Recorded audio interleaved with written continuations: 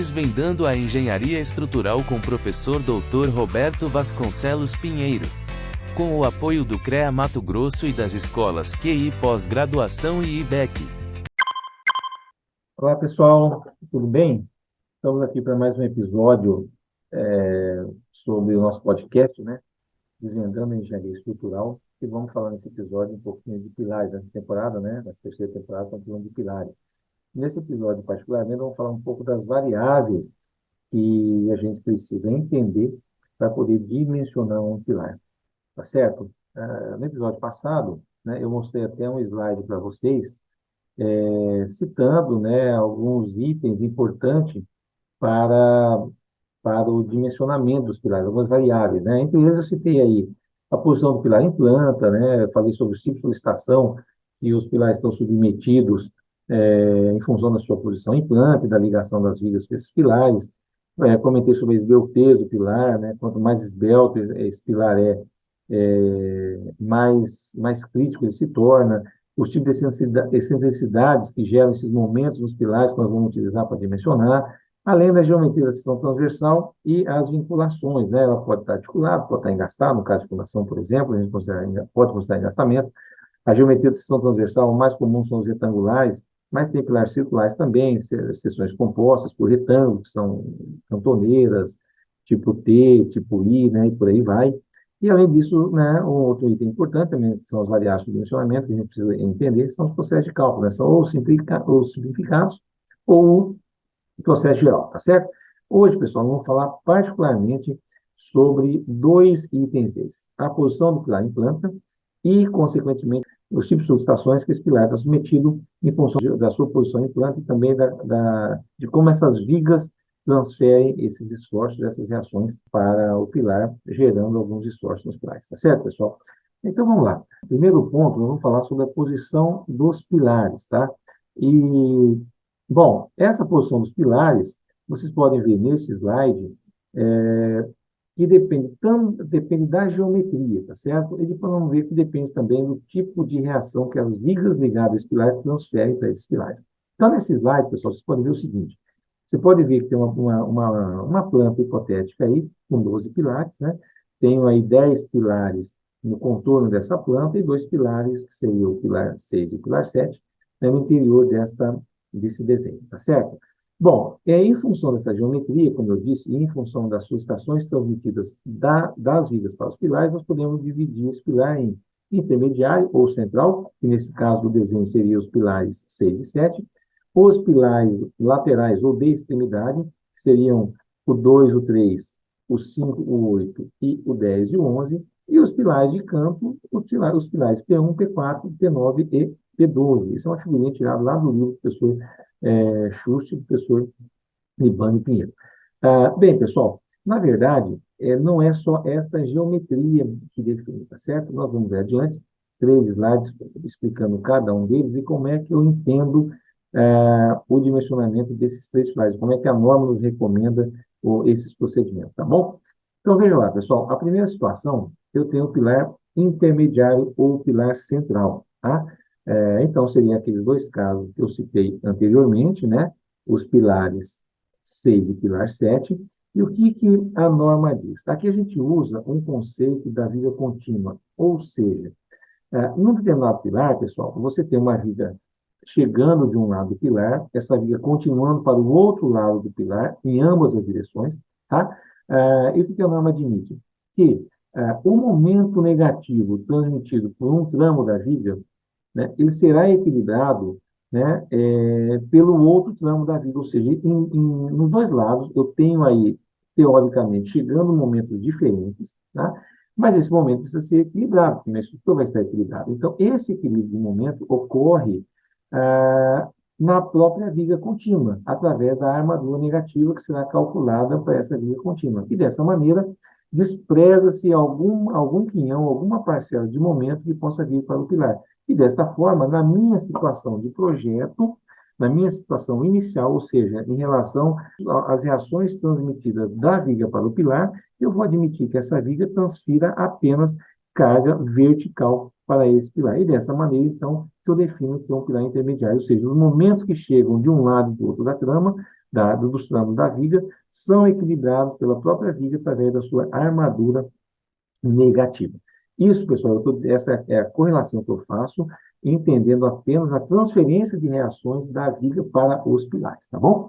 E tudo isso que eu disse pode ser, pessoal, expressado nessas duas figurinhas que estão aí embaixo. Então, à esquerda você pode ver uma planta, uma geometria, né, um 3D do pilar, onde você vê duas vigas, uma em cada direção, passando direto pelo pilar, e os momentos negativos dessa viga, os momentos que seriam transmitidos para o pilar, na verdade, são equilibrados pela própria viga através da armadura negativa, como eu já disse, tá?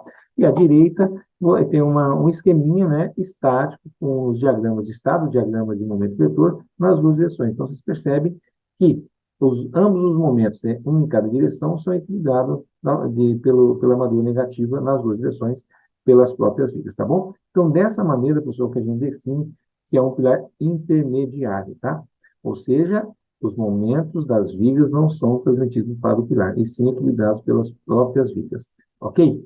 Bom, no segundo momento, eu tenho os pilares laterais, ou de extremidade. Qual que é a diferença dele em relação ao anterior?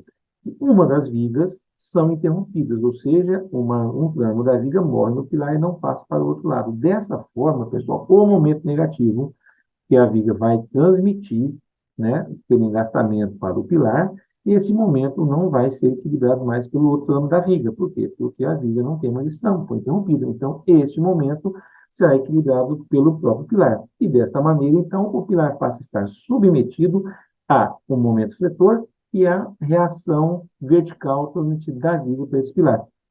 Por isso que a gente diz que nesta direção, o pilar, melhor dizendo, vai ser dimensionado como flexão composta normal. Composta por ter uma ação simultânea da força normal de compressão e do momento fletor, e normal, por o plano do momento fletor está atuando em relação a um eixo de simetria desse pilar, tá certo? Então, e na outra direção, pessoal, a viga, né, acontece como no pilar intermediário, a viga própria equilibra o momento fletor transmitido para esse pilar. Então, em uma direção, em resumo, em uma direção, a própria viga, através de sua armadura negativa, equilibra o momento, e na outra direção, quem equilibra esse momento oriundo da viga é o pilar. Por isso, o pilar será dimensionado por ação simultânea de um momento fletor e de um esforço normal de compressão, tá certo?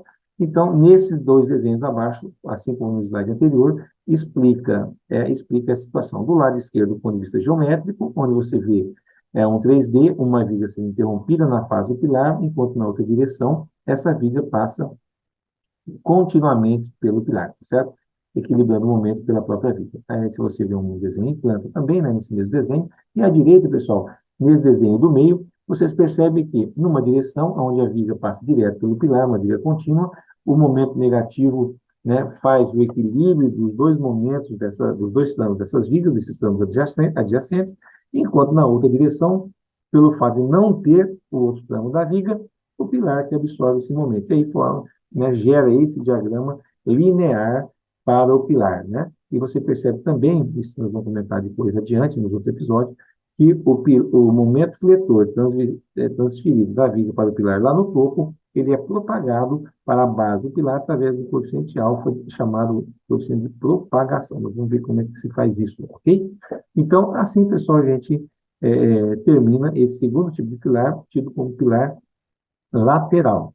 E não se esqueça, tá, pessoal? Nesse pilar, eu tenho uma ação simultânea de momento fletor e de esforço normal, ok? E, por último, pessoal, para a gente finalizar esse episódio, nós temos o que nós chamamos de pilar de campo, que é um pilar onde ambas as vigas que chegam nesse pilar são interrompidas. Então, de uma maneira bastante lógica, ambos os momentos transmitidos das vigas para os pilares serão equilibrados pelos pilares em cada uma das direções. E dessa maneira, pessoal, eu defino esse pilar de campo como um pilar submetido à flexão composta oblíqua, ou seja, duas reações verticais chegando no pilar, oriundas de cada uma das vigas, e dois momentos fletores, oriundos também de cada uma das vigas. E dessa maneira, eu passo a ter, então, uma ação simultânea de momentos fletores e de força normal de compressão, ok? Dessa maneira, eu consigo também mostrar para vocês aí nas duas figurinhas embaixo À esquerda, né, as duas vigas interrompidas e automaticamente sendo equilibrada pelo pilar, o momento vetor de uma das vigas, enquanto na figurinha da direita, né, bem à direita, vocês podem perceber que eu tenho dois momentos chegando em direções diferentes nos pilares, gerando, então, distribuições lineares nas duas direções distintas no pilar. E assim, dessa maneira, esse pilar está dimensionado com a ação desses dois momentos simultâneos, mais as duas reações verticais das vigas. Pessoal, então, dessa maneira, a gente entende o que é um pilar intermediário, o que é um pilar de extremidade, né, ou lateral, e o que é um pilar de campo, ok? Mas para poder fechar esse episódio, pessoal, eu quero comentar algumas particularidades, tá? Dessas três situações. Vamos partir agora do pilar de campo até o pilar intermediário. Veja só, imagina que um desses momentos, por algum motivo, o projetista, ele decidiu articular a vida nesse pilar. Tá? Então, um desses momentos não será mais transmitido pelo pilar porque ele zerou, né? Ele articulou e essa articulação é dada pela redução da armadura, ou seja, uma armadura construtiva na face negativa dessa viga.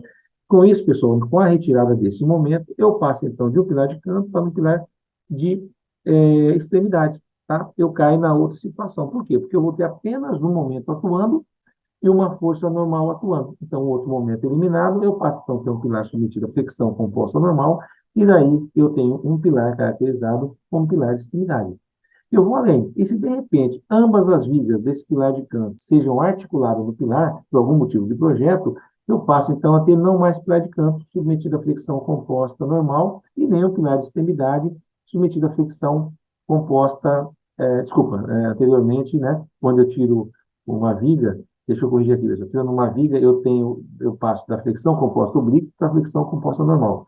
Se eu tirar as duas vigas, ou seja, articular as duas vigas no meu pilar, eu passo de uma flexão composta oblíqua para uma carga sentada. E aí eu recaio de pilar de canto para pilar intermediário. Ok, pessoal? Então, essas são as situações que eu tenho que entender, né, quando eu faço o lançamento da minha estrutura, eu tenho que entender como é que eu estou ligando, unindo as minhas vigas aos meus pilares, porque a partir daí o software vai entender se ele é um pilar de campo, um pilar de extremidade, um pilar central, e automaticamente vai usar esses conceitos para o dimensionamento. Vale lembrar o seguinte, pessoal, tudo que eu disse agora é quando a gente diz que é uma situação de projeto, ou seja, a situação de projeto, a gente entende que é a situação onde eu relaciono as reações que vêm das vigas para o pilar. E aí eu defino tudo isso que eu já comentei agora para vocês, tá? Mas nós vamos estudar adiante mais algumas outras excentricidades, tá? Que são chamadas de excentricidades de segunda ordem, né? Ou flambagem, uma excentricidade suplementar ou complementar, dependendo do lambda, do índice de grotesco da minha peça, tá? Então, essas duas situações, mais uma cidade chamada cidade acidental, que depende de algum dos possíveis erros de construção, tá? Nós vamos perceber que essas excentricidades, mesmo tendo um pilar intermediário, ou seja, não tem uma excentricidade inicial, que é a excentricidade gerada pela relação momento e força normal, nem uma excentricidade forma, que nós vamos ver o que é isso, ou seja, independente se o pilar for central, né, inicialmente considerado como central, lá no final do dimensionamento, ele vai ser dimensionado com flexão composta oblíqua, oriunda de outras excentricidades que não são essas, oriundas da relação momento-força normal, que a gente define como excentricidade inicial, tá certo? Então, pessoal, para fechar esse primeiro momento, eu consigo definir se um pilar é intermediário, quando eu tenho apenas força normal atuando nele.